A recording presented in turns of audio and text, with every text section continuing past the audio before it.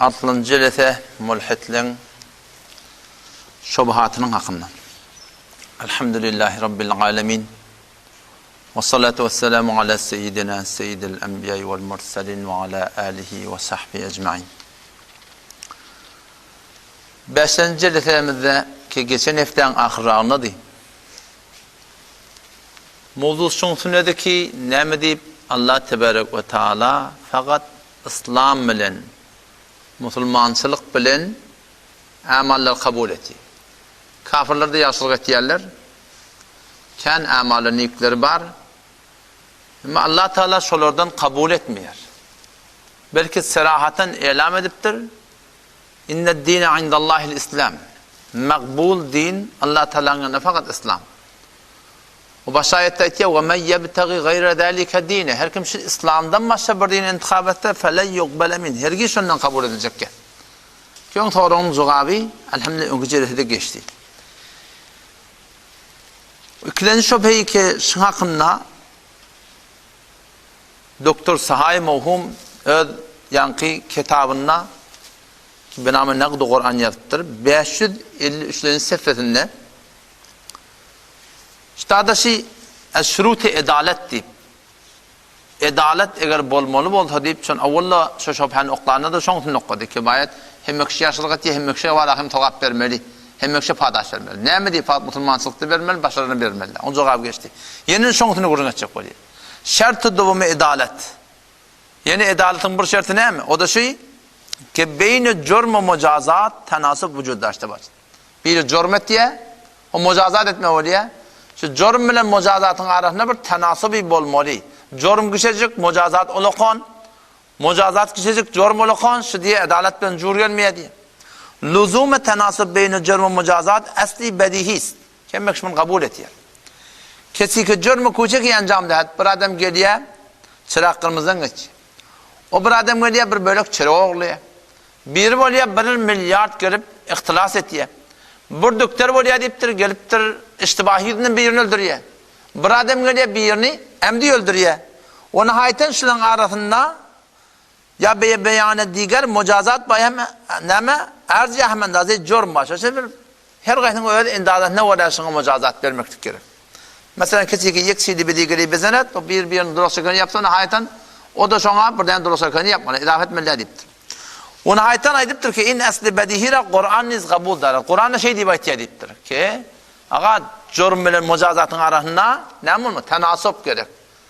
Bir jurm bir kişijik mujazat olakan etken mujazat kişijik ya jurm olakan mata jur bolmaýar. Vellezine kesebus seyyiati cezaa'u seyyiatin bimisliha. Olar ki günahkarçylyk etýärler şolaň cezaty en şoň manynda ne diýipdirler? Irafa bolmaly. Hobine bir Hudaý mennete kullan kafir adam. Kur'an'a imanı yok.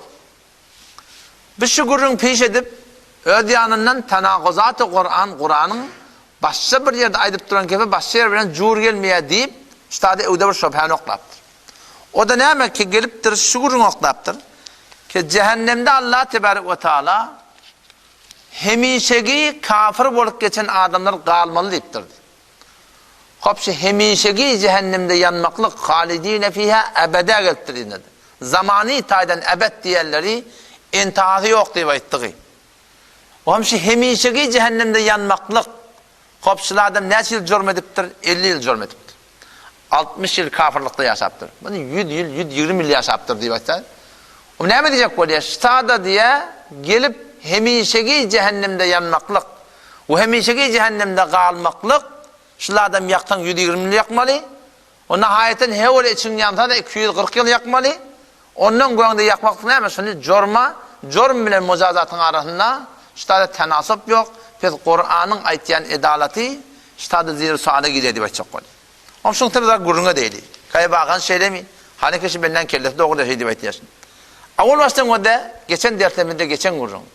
Ki Allah tebarek ve taala Adam aleyhissalatu vesselam'dan ta ahirin noktaya kıyamata her kiminki akıl zayinna. Olarki akılları yok olarki mazur adam. Heleyden bolsun erkekden bolsun.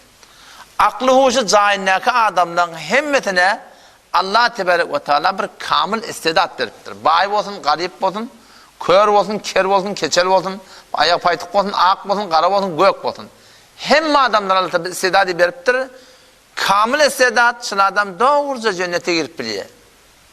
O doğruca cehennemden necat tutuluyor. Yani şu bir kamil istedat her bir nova insana Allah belirli. O şu mebnası ne? Gelip de var akım, Kur'an geliptir, peygamberler geliptir, başka kitaplar geliptir. O şu insana muhlet veriptir falan şey. O zaman yerin güdünden adamlar gitti yaşadın. Nahayden ölmeli bir gün.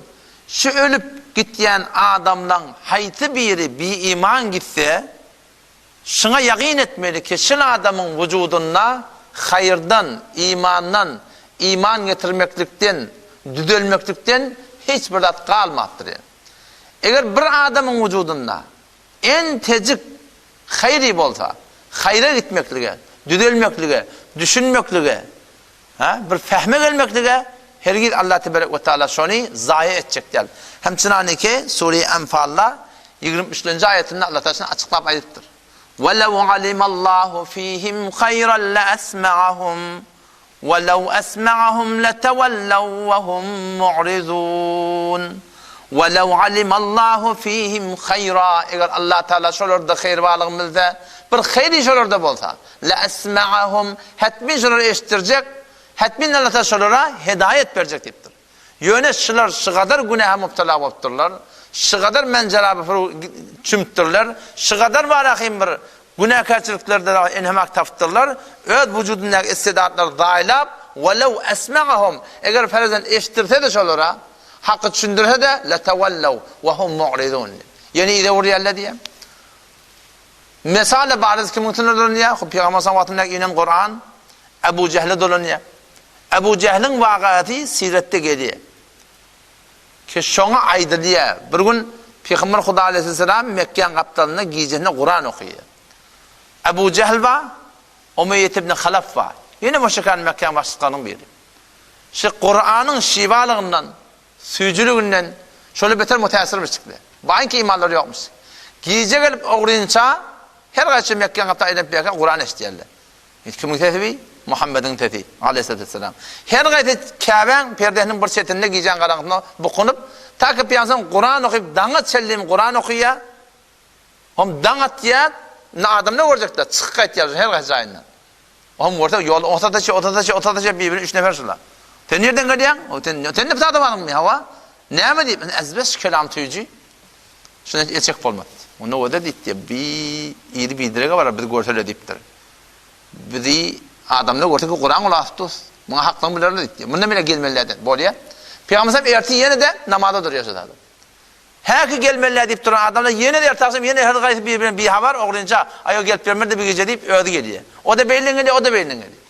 Yamazsa'dan dangat sellim kulağa attırdılar diyor. Dangat diye o tadan o çık yapı tadan öten yere geldin hava. Ne mi dikkat? Azbes kelam tüyücü. Şimdi elçek falan aksından. Baba erti gelmeyle uğurlar buna. Bundan gün olmuyor bir de. Erti gelmeliler var yine ertaksam yine geliptirler diye. Ama ahir soran biri Ebu Cehil'in kapısına var ya. O sen her gece gittin. Sen hakkını bilmeyen, hakkını bilmeyen nedir? O neyi kabul etmeyen onlar? Bundan evvela abi Benu Haşim, Peygamber'in tarifatı, bila evvela abi, bir de Hazreti Suvariye diyetti, bir de suvardık diye. Tamiriyye diyetti, bir de tamirdik. Falan işet diyetti, bir de sünnet ettik. Şurada ne ettik, bir seferde ne ettik? Aynı musabık ettik. Şimdi böyle bizim aradan peygamber çıktı deyip de bizim aradan peygamber çıktı yani bunu başaracak ki bizim nemin kabul etsek burada deyip bundan ne cevap geçmeli deyip bizim kabul etsek bundan anı peygamber yok ne cevap çıkmalı deyip onun için taydan kabul etmedi diye bilip de uşola pedagogda Müslüman doğan avval baştan şunu düşünmeli ki Huda Tebarek ve Teala bir adamın vücudunu istidadi oldu hakka gitmekliğe doğru düşünmekliğe doğruya gitmekliğe hergiz Allah Teala şunu zayi edecek değil. Ama vakti bir adam gidiyor istidadını da aileye.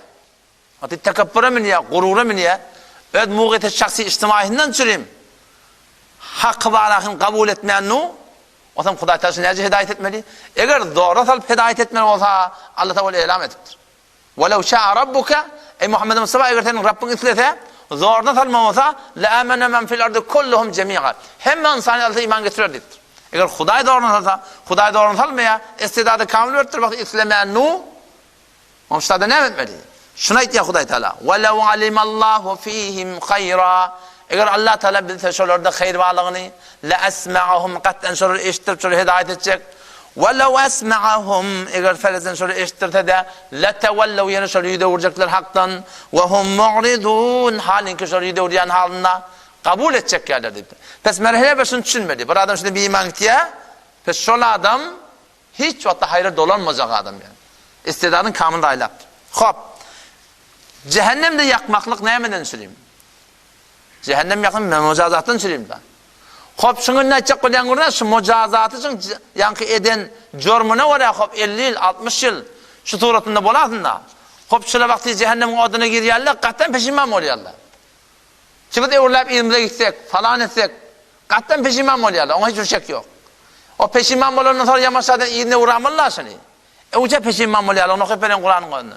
وَلَوْ تَرَى اِذْ وَقِفُوا عَلَى النَّارِ فَقَالُوا يَا لَيْتَنَا نُرَدُّ وَلَا نُكَذِّبُ بِآيَاتِ رَبِّنَا وَنَكُونَ مِنَ الْمُؤْمِنِينَ وَلَوْ تَرَى eğer sen görsen cehennemileri اِذْ وَقِفُوا عَلَى النَّارِ vakti ki cehennemin odunun bir yanından şöyle saklanacak guruh edip cehenneme karşı yolculuk ettiler.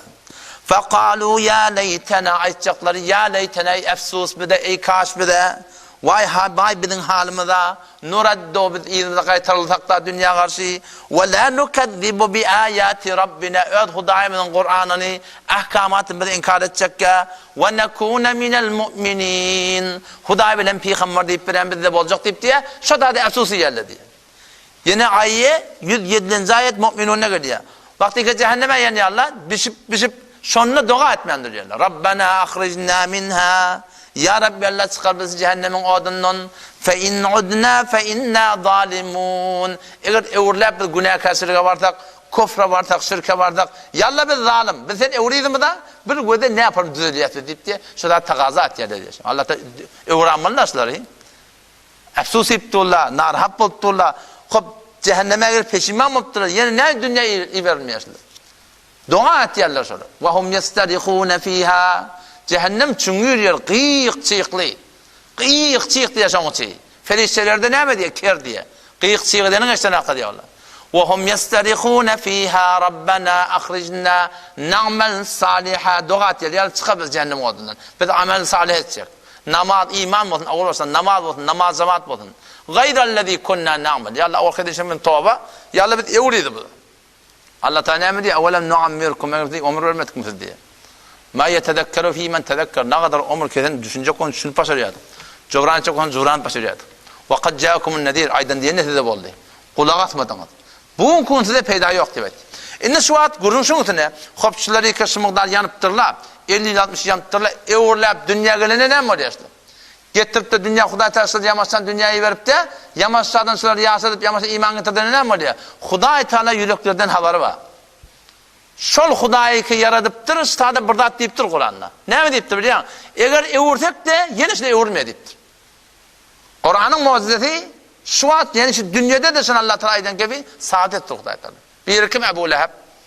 Ebu Leheb kim Peygamber'in ağası? Yani o da eğer şol barahın bu kavlu maruf dünya evurtek de evuracak ya diye de Huday Teala'sıyla. Bize ayetimi okuyup vereyim. Şun nemune zendesi dünyada bolan da. Hamana kim? Ebu Leheb var. Ebu Leheb Peygamber'in ağası. Vakti Peygamber'in davetini başlıyor. Ku safadan kıyırıyor ya sabaha deyip ya sabaha dediği Arapların arasında memulmuştuk ki bir gen dağıt açacak kadar şey deyip kıyırır dedi dağa minip. Dağdan dağa ses çıkıyor. O zaman her kim öz muhimrak ki adamın öyle git ki adam öz vezirini veriyor ki adam öz gulamını veriyor her kim birini veriyor. Ebu Leheb'in öyle gitti sonra. Ne mi diyen? On davetin bile Peygamber Huda Aleyhisselam'ın besi başarıya gitmeyin. O sonra Ebu Leheb dağ salıp belledi diye Peygamber Huda Aleyhisselam. Tebbelleke sairel yevm. Ali hada cemaate helak buladın deyip diye. Sen şunun için mi değiştirdin mi deyip diye. Şun hakkında ayet-i Kur'an'ın yatın. Tebbet yeda Ebi Lehebin ve teb. Ebu Leheb'in ikili helak bulli. Öde helak bulli. Ma agna anhu maluhu ve ma keseb. Şunun yığınan mali. O şunun malı kesbeden dağıtları şunun hiçbir peyda vermedi. Ma agna anhu maluhu ve ma keseb. Seyasla naran dâte leheb. İne yakınlıkta cehenneme girecek deyip başladı. Şu cehennemi deyipti. Ve emratuhu hammaletel hatab. Umme Cemil diyen anlatı o da cehennemi deyiptir Allah Teala. Hop. Şu gurrun takriban salhay evveli be'sette bolonda. Sebum çağrım şimedinde de bolonda. 10 yıl, o da 10 yılın sonra Ebu Leheb ölüptür. 10 yıl sonra Cengi Bedre gaytman oğullarına şunu ölüyor. O da Cengi Gaydilmenin portayıp matlık kolu ölüyor. Şu da Huday Teala ne diyorsa, Huday Teala haber verdi. Keşe Ebu Leheb cehennemi, Umme Cemil cehennemi deyipti Huday Teala. Şu 10 yılın içinde Allah başarıyamış şu iki nefer. Ehli Mekke gelin, uyuşun hava ne mi? Ve de şu Kur'an deyipti ona biz cehennemi deyip. Siz şayet bolun, la ilahe illallah Muhammed Resulullah. Diyamalmış çıkışıyorlar. Şöyle Peygamber'e ne kadar ırtıva atacak olup talaş ediptirler biliyor musun? Doğan kardeş olup, leşker keci edip kaydettirler. Peygamber nabud edecek deyip. Emma şu şirişi de bilmeyiptir. Ne mi deyip edilmeyiptir? Çünkü Huday işinden öğrettir, şu Müslüman olmayacak deyiptir. Aynı şu doğrultusunda Allah Tebarek ve Teala da dünyadan imansız gidip de o dünyada peşiman olup 100 yıl 200 yıl şöyle evurlayıp çıkıp dünyada gelse de yine de şöyle önkü kofre şirki bilen mi olacak? Yani bir kolu mağruf olan adamdır ki istidadını kamil zaylaptırlar, hayriye kalmaptır şunun vücuduna. Eğer şöyle ebedi zindagide verilse, şöyle ebedi şu kofre şirkte gezecekmiştikler. O şu taydan şöyle ebedi fikir tefekküre girirlik derekli, şöyle Allah Teala ebedi yakacak diye. Şuna ait ya Huday Teala. Sureye En'am 28. 29. ayette. Bel bedalehum ma kanu yukhfuna min qabl. Belki şöyle aşikar buldu. Avvalki ettiğin işin telekeleri aşikar buldu. وَلَوْ رُدُّوا لَعَادُوا لِمَا نُهُوا عَنْهُ وَلَوْ رُدُّوا. Eğer şöyle uğurlayıp yine dünya kaytarılsa لَعَادُوا لِمَا نُهُوا عَنْهُ. Şöyle avval etmediğine naatlara yamaçlardan şöyle barcaklar. O ya Allah haşık diyorlar ki وَلَا نُكَذِّبُ بِآيَاتِ رَبِّنَا. Ya Allah biz inkar edecek edip diyor. O ne mi? فَاِنْ عُدْنَا فَاِنَّا ظَالِمُونَ. Bir de evurlup demezsen şu günah kaçırık bardak, kofre şirke bardak, biz zalim, biz evuracak edip diyor. Allah da ne diyor? وَاِنَّهُمْ لَكَاذِبُونَ. Allah yaşlı diyor. İşte ağlap diyorlar diyor. Evuracak diyorlar, yeni de barıp betişi diyor. Ki adamlar ne zamanda. Peydatı yok on aydın diyor. Etçek edip ya kim diye. Yeni de şu önküsü biliyor ki adamı bilans ver. Onun şu tuğratın ne var ha? Şu doktor sahibi muhumun şun hakkında ettiyen şubheti ki ne mi deyip bir adacık yaşayıştan çüreyim ebediyen mal ha. Huday Tebarek ve Teala 7 kat asman, 7 kat yer giyecek ünlü 50 yıl, 60 yıl, 70 yıl birbirinden ihtiyarına koyuptur. Edafadatda şunun isteyen adı yok. Tevhidi olsa ki himmedat kadir mutlaka Teala amallarının kemçiliği bilen veleyin ki ahirde var her türlü cehennemden çıkacak şu. Emma vakti ki bir adam gelip de bakın 60-70 yılın sonra kamil Huday mülküne fesad edip halan işini edip belki Huday'a ters durup Huday'ın aleyhine kitap yazıp Peygamber'in aleyhine kitap yazıp Huday'ı inkar etmek hakkında kitap yazıp onun hakkında seminer kurup onun hakkında vafezai mezayda ne kadar var şebekelerde öğretip şeyle bir yaşayıp veren adam eğer şimdi Huday Tebarek ve Teala ebedi de yaşayış verse ebed çivilen gidecek bolurluk derekli azapta ne mutludur diye şu hakkında azabı ebedi boluptur diye. Allah temcihine tevfik versin. İnşallah ertakşam Allah da tevfik versin. Behsin gidin arkadaşlar. Vesselamu aleyküm ve rahmetullah.